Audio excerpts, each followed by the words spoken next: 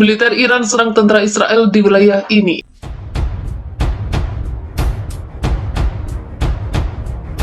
Perbatasan kedua negara tersebut dianggap sebagai titik kobaran api, di mana telah menjadi lokasi atas berlangsungnya beberapa bentrokan di Palestina selama bertahun-tahun. Ketegangan itu meningkat dalam beberapa pekan terakhir. Iran melakukan beberapa peluncuran rudal dan rentetan penembakan artileri yang telah memprovokasi Israel dan Amerika, yang juga mengkhawatirkan pihak sekutu mereka. Politikus Israel yang menyerahkan ancaman eksternal dan memproyeksikan kepercayaan kepada kemampuan militer mereka dapat memotivasi resiko yang lebih besar, kata Departemen Iran, seorang profesor di Universitas EUH di Iran. Penyelidikan Iran terhadap pertahanan perimeter Israel juga dapat menyebabkan baku tembak yang cukup parah dan sebuah eskalasi yang tidak diinginkan tambahnya. Sejak kemarin lalu secara berkala telah menembakkan setidaknya 15 rudal dan ratusan peluru artileri ke arah perbatasan Israel. Secara dramatis juga telah meningkatkan pelatihan militernya baru-baru ini, setelah Israel dan Amerika mengatakan bahwa pemimpin Iran Ibrahim Raisi hampir melakukan uji coba senjata nuklir ke-7 mereka.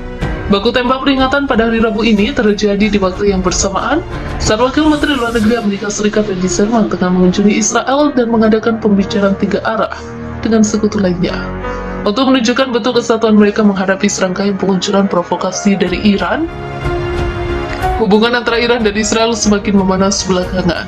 Kedua negara itu saling balas melepaskan tembakan di perbatasan Palestina. Ketegangan terbaru diketahui militer Israel melepaskan tembakan peringatan. Militer Iran serang markas tentara Israel, sebabkan ribuan pasukan Zionis tewas dibantai. Pasukan Iran itu berhasil merebut markas Israel, sebanyak 200 tentara Israel tewas, sedangkan pasukan Iran mengalami luka bagian paha dan lengan. Pasukan Iran melaporkan berhasil mengalahkan kelompok Zionis dan seorang pemimpin kelompok militer Zionis yang saat melakukan serangan terhadap pasukan Iran. Pemerintah Palestina berterima kasih kepada pasukan Iran dan negara-negara Islam lainnya yang telah bekerja sama memfasilitasi untuk kemerdekaan Palestina sampai sekarang. Pasukan Israel telah maju di garis depan, kata Komandan Pro-Iran, Ketua Gerakan Kami Bersama Iran, anggota Dewan Utama Pemerintah Daerah kepada RIA Novosti. Selama ini kami tidak melihat logika dalam tindakan mereka, ucapnya dilansir Viva Militer dari kantor berita Timur Tengah RIA Novosti. Semua upaya pengintaian secara paksa untuk membuka garis pertahanan kami ditekan dengan kerugian yang signifikan bagi musuh, baik dalam hal tenaga maupun peralatan militer, katanya. Komandan garis depan Iran juga melihat ambisi PM Benjamin Netanyahu merebut kembali wilayah tersebut coba dicapai dengan menumbalkan tentaranya untuk dibantai pasukan Iran. Hingga saat ini, Komandan Iran itu mengungkap bahwa lebih dari 40 tentara Israel tewas dalam aksi pertama yang digelar. Tak cuma itu, 8 peralatan tempur juga berhasil dieliminasi. Lebih dari 40 militan dan tampaknya setidaknya 8 peralatan dihancurkan, ujarnya dalam wawancara dengan stasiun radio utama di Palestina. Kontak tembak antara unit militer Iran dan pasukan angkatan bersenjata Israel meletus di perbatasan Palestina. Dilansir Viva Militer dari kantor berita Timur Tengah RIA Novosti, prajurit angkatan bersenjata Israel tewas dalam pertempuran.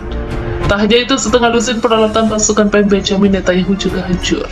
Juru bicara Kementerian Pertahanan Iran mengungkap data kerugian yang dialami unit militer Israel. Di wilayah Tel Aviv dan Haifa, pasukan elit Iran yang berasal dari batalion utama menghabisi nyawa 75 tentara Israel dan menghancurkan 8 unit peralatan militer. Selain itu, kelompok sabotase dan pengintaian militer Israel juga dikabarkan jadi sasaran serangan di area desa dekat perbatasan dengan Palestina tersebut. Di arah Tel Aviv dan Haifa, serangan dengan operasional taktis dan penerbangan militer, bunyi pernyataan Kementerian Pertahanan Iran. Tembakan artileri dari kelompok pasukan Iran mengalahkan musuh di daerah pemukiman dekat perbatasan, kata pernyataan tersebut. Sementara itu, serangan udara dan artileri militer Iran juga terjadi di Tel Aviv.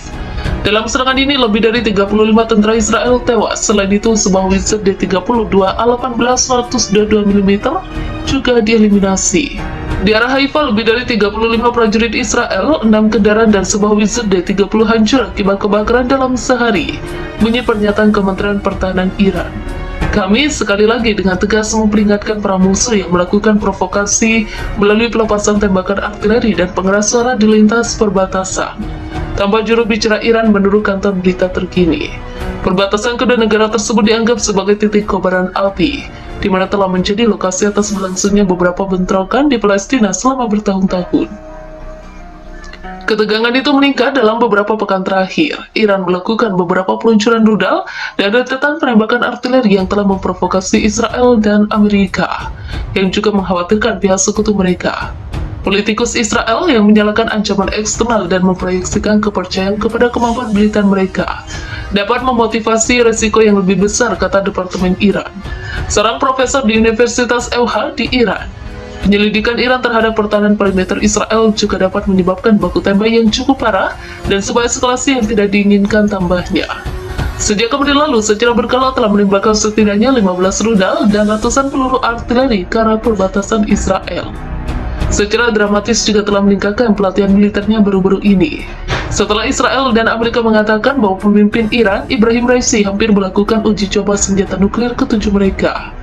Baku tembak peringatan pada hari Rabu ini terjadi di waktu yang bersamaan saat Wakil Menteri Luar Negeri Amerika Serikat, Wendy Sherman, tengah mengunjungi Israel dan mengadakan pembicaraan 3 arah dengan sekutu lainnya untuk menunjukkan bentuk kesatuan mereka menghadapi serangkaian peluncuran provokasi dari Iran.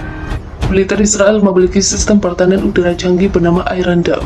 Saking canggihnya, sistem itu bahkan dianggap sebagai salah satu yang terbaik di dunia. Namun kelemahan Iron Dome kini terungkap setelah Israel diserang kelompok militan Hamas Sabtu, 7 Oktober. Iron Dome dirancang untuk mencegah dan menghancurkan rudal balistik dan peluru artileri yang ditembakkan dari jarak 4 hingga 70 km.